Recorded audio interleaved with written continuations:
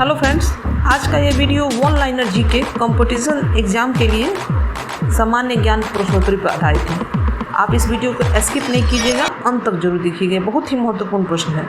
चलिए शुरू करते हैं। अंडमान निकोबार द्वीप समूह कहाँ स्थित है? तो यह अंडमान निकोबार द्वीप समूह बंगाल की खाड़ी में स्थित है। अंडमान निकोबार द्वीप समूह की सबसे ऊंची चोटी कौन सी है? तो अंडमान निकोबार द्वीप समूह की सबसे ऊंची चोटी सैंडल पीक है। अगला है, अरब सागर में स्थित भारतीय द्वीपों की मुख्य विशेषता क्या है? तो अरब सागर में स्थित भारतीय द्वीपों की मुख्य विशेषता है यह सभी द्वीप प्रवाल उद्गम के हैं। अगला क्वेश्चन, अरावली पर्वत श्रेणी का सर्वोच्च शिखर क्या कहलाता है? तो अरावली पर्वत का श्रेणी का सर्वोच्च शिखर गुरु शिखर कहलाता है। आदम का पुल किन दो देशों के मध्य स्थित है? तो आदम का पुल भारत और श्रीलंका इन दो देशों के मध्य स्थित है।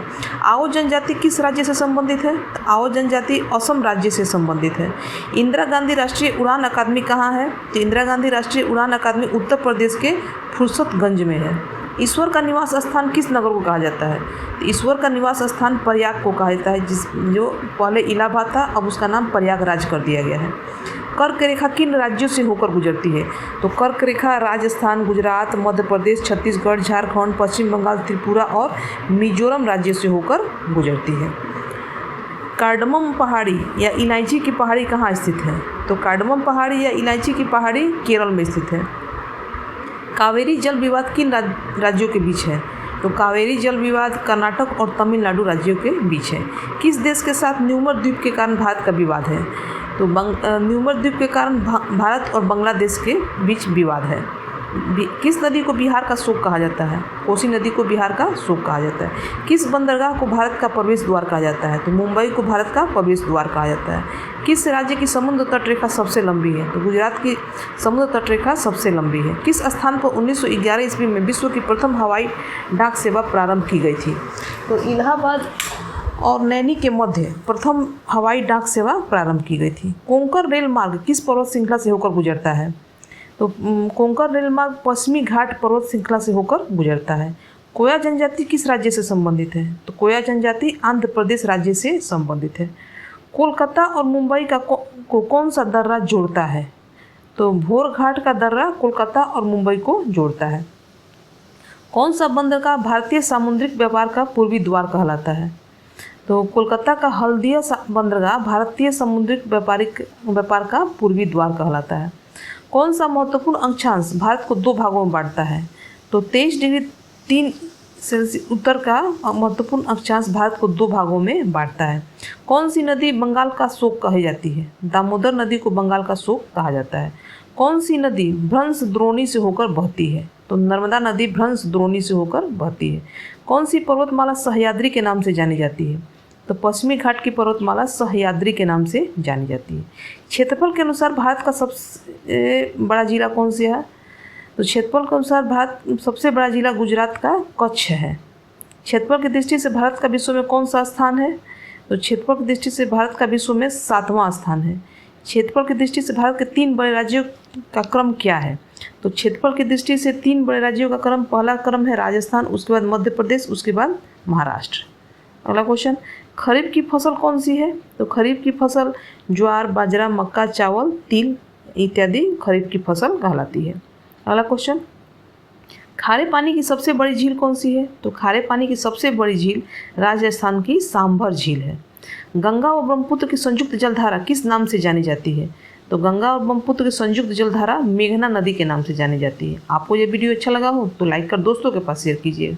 अगर आप मेरे चैनल पर नए आए हैं तो मेरे चैनल को सब्सक्राइब कर बेल को प्रेस कर दीजिएगा, ताकि इस तरह का और भी वीडियो आने पर आपको नोटिफिकेशन मिल जाए। अगला क्वेश्चन है, गंगा नदी का उद्गम स्थल कौन सा है? तो गंगा नदी का उद्गम स्थल गंगोत्री, जो उत्तराखंड में है। अगला क्वेश्चन, गुजरात व महाराष्ट्र नया राज्य कब बने? तो गुजरात और महाराष्ट्र 1 मई 1960 को नया राज्य बना था। गोवा राज्य का गठन कब हुआ था? तो गोवा राज्य का गठन 30 मई 1987 को हुआ था। चकमा व हलमात किस राज्य की जनजातियाँ हैं? तो चकमा व हलमात त्रिपुरा राज्य की जनजातियाँ हैं। छत्तीसगढ़ राज्य का गठन कब हुआ था? तो छत्तीसगढ़ राज्य का गठन 1 नवंबर 2000 को हुआ था। जनसंख्या की दृष्टि से भारत का विश्व में कौन सा स्थान है? तो जनसंख्या की दृष्टि से भारत का विश्व में दूसरा स्थान है। जम्मू कश्मीर का वह हिस्सा जो चीन के अधिकार में क्या कहलाता है? तो जम्मू कश्मीर का वह हिस्सा जो चीन के अधिकार में है उसे ऑक्साई चीन कहते हैं। जायद की फसल कौन सी है? तो जायद की फसल खरबूजा, खीरा, ककड़ी आदि है। जावर की खान किस खनिज के लिए प्रसिद्ध है? जावर की खान जो है वो जस्ता उत्पादन के लिए प्रसिद्ध है। जोजिला दर्रा किस राज्य में स्थित है? तो जोजिला दर्रा जम्मू कश्मीर राज्य में स्थित है।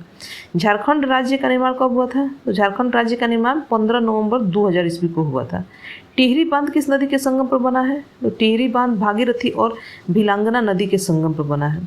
टोडा जनजाति कहाँ पाई जाती है? तो टोडा जनजाति नीलगिरी की पहाड़ियों में पाई जाती है। डुरंड रेखा जो भारत और अफगानिस्तान के बीच है कब निर्धारित की गई थी? तो डुरंड रेखा जो भारत और अफगानिस्तान के बीच है 1896 ईस्वी में निर्धारित की गई थी।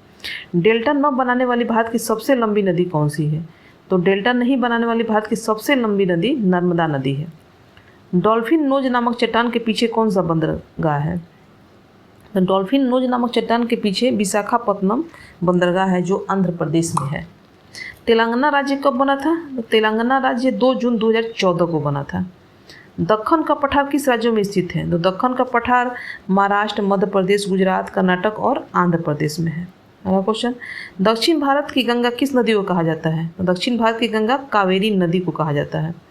दक्षिण भारत की सबसे ऊंची चोटी कौन सी है? दक्षिण भारत की सबसे ऊंची चोटी अन्नाई मुड़ी है। वायुमंडल में ओजोन परत हमारी रक्षा किन किरणों से करती है? तो वायुमंडल में ओजोन परत हमारी रक्षा पराबैंगनी किरणों से करती है।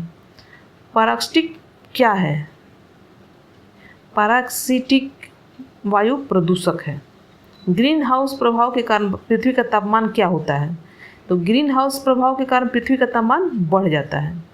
भारत में सबसे अधिक वन किस प्रदेश में है? तो भारत में सबसे अधिक वन मध्य प्रदेश में है। वायुमंडल में कौन सी गैस सर्वाधिक पाई जाती है? तो वायुमंडल में सर्वाधिक गैस नाइट्रोजन पाई जाती है।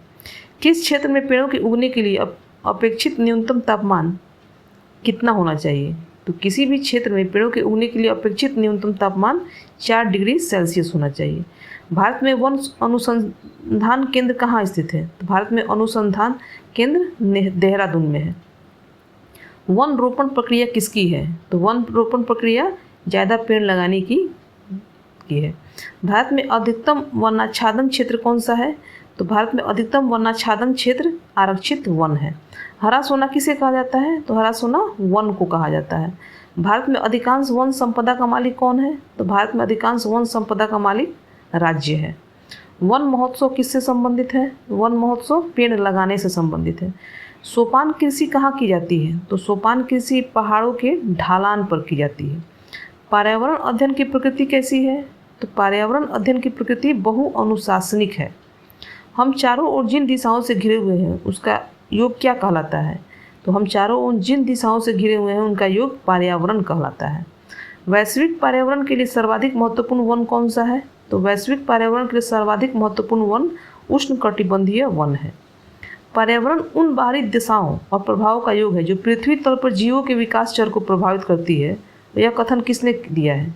तो यह कथन निकोलस ने दिया है। निकोलस ने कहा था कि पर्यावरण उन बाहरी दशाओं और प्रभावों का योग है जो पृथ्वी तल पर जीवों के विकास चक्र को प्रभावित करता है। अगला है, पर्यावरण एक बाह्य शक्ति है जो कि हमें प्रभावित करती है। यह किसका कथन है? तो यह सीसी पार्क का कथन है। विश्व में पर्यावरण जागरूकता की शुरुआत किसने की थी? तो विश्व में पर्यावरण जागरूकता की शुरुआत विलियम हेवेट ने की थी। पर्यावरण का जैविक कारक क्या है? तो पर्यावरण का जैविक कारक वनस्पति है। यह कथन किसका है कि जीवों के पारिस्थितिक कारक का योग पर्यावरण है? तो यह कथन ए फिटिंग का है जिन्होंने कहा था कि जीवों के पारिस्थितिक कारकों का योग पर्यावरण है। अगला है, पर्यावरणीय निश्चयवाद के प्रतिपादक कौन थे? तो पर्यावरणीय निश्चयवाद के प्रतिपादक कार्ल रिटर हैं। वर्ष 2002 को संयुक्त राष्ट्र संघ ने किसका अंतर्राष्ट्रीय वर्ष घोषित किया है?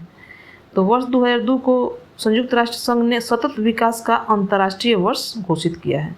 विश्व पर्यावरण दिवस किस तारीख को मनाया जाता है? तो विश्व पर्यावरण दिवस 5 जून को मनाया जाता है। पर्यावरण का संतुलन बनाए रखने के लिए वनांतर्गत क्षेत्रफल कितना प्रतिशत होना चाहिए? तो पर्यावरण का संतुलन बनाए रखने के लिए वनांतर्गत क्षेत्रफल 33% होना चाहिए। आपको यह वीडियो अच्छा लगा हो तो लाइक कर दोस्तों के पास शेयर कीजिएगा।